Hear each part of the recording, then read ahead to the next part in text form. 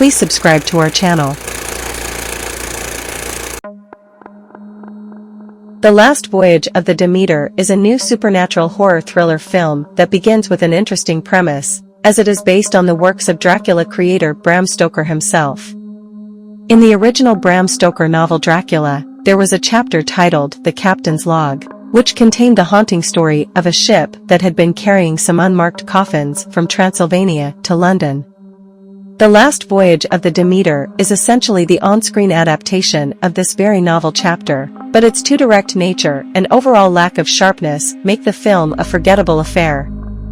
The basic premise of Bram Stoker's story, The Captain's Log, is first set in text, about a Russian schooner named the Demeter being chartered to carry 50 wooden crates from Romania's Transylvania to London.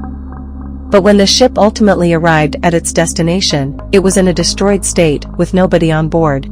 The Last Voyage of the Demeter then opens with scenes of the Demeter being found on a shore in England's Whitby on the 6th of August, 1897. Amidst a great storm, the ship crashes onto the beach, and when examined by the authorities on land, it is found to be completely empty. The man who had first climbed onto the ship to search for any survivors only found a single diary, which belonged to the ship's captain, Elliot. In a shocking surprise to everyone, the diary warns of a great, mysterious danger that had destroyed the ship and would now harm the people on land as well. The Last Voyage of the Demeter then takes us back 4 weeks, when the Demeter was being loaded with private cargo at a port city in Romania. Among many other goods were a number of unmarked wooden crates as well, the contents of which were not known to the ship authorities. As the ship still needed a few more men to be part of the crew, an opening to recruit more hands was created, and a few men signed up. However, a rumor had already started among the new workers that something evil and dangerous was trapped inside one of the boxes, symbolized by a dragon-like emblem on the crate. Despite being initially turned away, a man named Clemens finally gets to be a part of the crew after he bravely saves Captain Elliot's grandson Toby from danger, and also after a few of the crew members leave. As the grand ship sets sail and travels through the seas towards London, the calculations predict that they will be able to reach their destination within the stipulated time and earn a bonus for their work. Despite the spirits on board being quite high, things slowly start to take a mysterious turn on the Demeter when suddenly, a young stowaway woman is found alive in one of the wooden crates in the ship's hull. When the woman, named Anna, is first found in one of the wooden boxes, Clemens is the one to ensure that she is kept safe. Most of the other men on board immediately consider Anna an evil omen, or at least bad luck, and want her to be abandoned at sea. But Clemens is a very different man, because he himself knows what it feels like to be prejudiced again because of his racial identity. Also, unlike most other men around him at the time, Clemens is someone most interested in knowledge and the sciences of the world rather than in wealth or materialistic possessions. It is his intense desire to know and understand more about the world, and his having taken training and education in the field of medicine is also because of this very yearning. However, because of the strange times and the situation, Clemens, being a doctor, is not given any weight or importance at all. When he wants to protect Anna and perform blood transfusions on her, the other men on board seriously question his choice. Captain Elliot allows him to finally help the woman, but the ration to feed her is to come from his own personal allotment. Eventually, as Anna's health improves and she starts talking, it is revealed that the monster haunting the Demeter ship is intricately linked with what had happened to her and why she was locked up alive in the ship's cargo hull. As the particular story stems from Bram Stoker's Dracula, it is perhaps quite obvious that the related monster would have something to do with the legendary vampire, Dracula. As things get more explained in the film, it becomes clear that the unmarked wooden containers coming from Transylvania have a very sinister story behind them. Back in Romania, the rich and influential Dracula family continued to literally feast on the blood and organs of the poor, as is known in Dracula's own story. Among the poor villagers who were taken advantage of was Anna's family, and the woman had been raised around stories and fear of what the Draculas would do to them. Finally, as a young woman, Anna had been forcefully taken away from her family home in the village and then boxed up inside one of the containers to be shipped off to England. As Anna later states, The number of people, i.e., villagers, who could be taken by the vampires in Transylvania had greatly reduced. There was simply nobody else left in Romania who could be attacked by Dracula, and therefore, the monster in human form had to look towards other lands. It was for this reason, in order to get access to more people he could make his victims, that Dracula had hidden himself in one of the cargo crates and was shipping himself to London. However, the creature also needed fresh human blood in order to survive the entire journey on the sea, which would last for weeks, and it was for this that he had taken Anna away and brought her on board.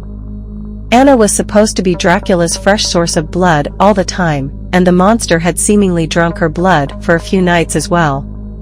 However, when Anna was found by Clemens and then treated back to health, there was no more food for Dracula, and he, therefore, started to come out of his box. After initially killing the dog and the other animals that were kept as meat for the crew, Dracula starts to attack the human crew members, killing them one after another and drinking their blood to keep himself healthy.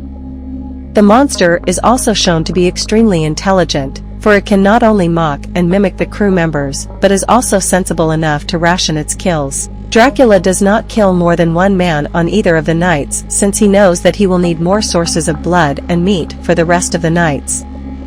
The crew aboard Demeter initially has a tough time believing any of the claims that Anna or the others make. Perhaps the most amount of time with regards to the crew members is spent coming to the conclusion that there is a monster that physically comes out every night to hunt them down. Towards the beginning of the film itself, Captain Elliot makes it known that he will be retiring at the end of this particular voyage, and he intends to hand over the responsibility of the Demeter to the first mate, Wojciech.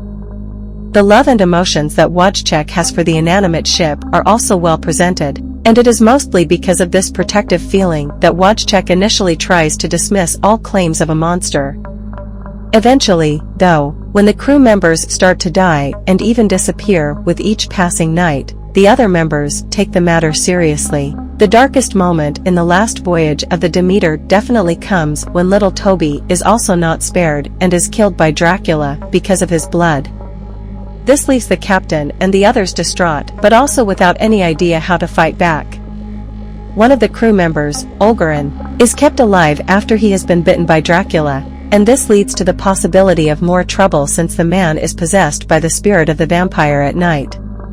After Toby is attacked and killed, his body is also possessed by the vampire, and the boy tries to attack his shocked and grieving grandfather, only for the rising sun to stop him in his tracks and burn him out of existence. It is most likely that Anna would have turned into a similar monster had she not been found in time and saved from the ordeal by Clemens performing the blood transfusion. The monstrous Dracula also shows his other powers with time, as it is shockingly revealed that he can fly as well, launching attacks on the cautious crew members from the sky.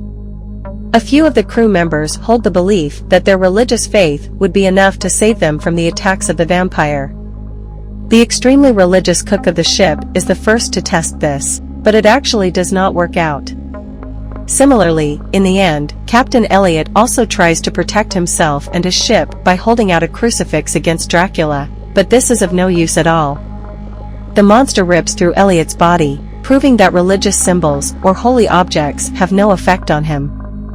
Eventually, the remaining crew members decide that the only way to save themselves from the attacks of the monster would be to abandon the ship and destroy it with Dracula on board. This plan of theirs is also supported by the fact that the ship is now quite close to the coast of England, and therefore, the crew members can think of rowing the rest of the distance on smaller boats.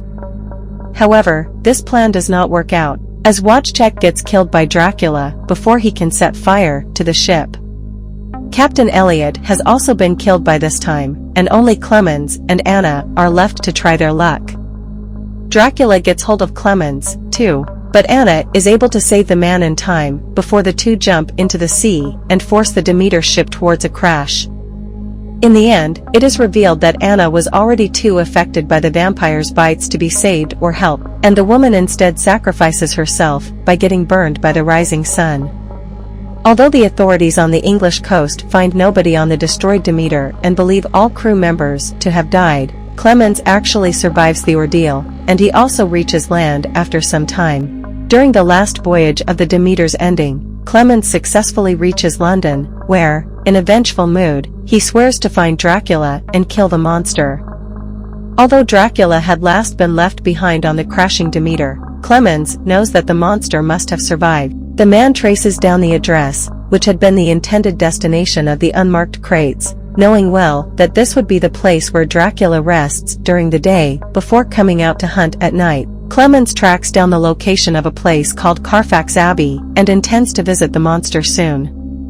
However, as the man sits and plans his vengeance in a pub in London, he suddenly hears loud taps on the floor and sees a suited man tapping his cane loudly. This cane had earlier been seen inside the empty crate aboard the Demeter, meaning that the object belonged to Dracula himself.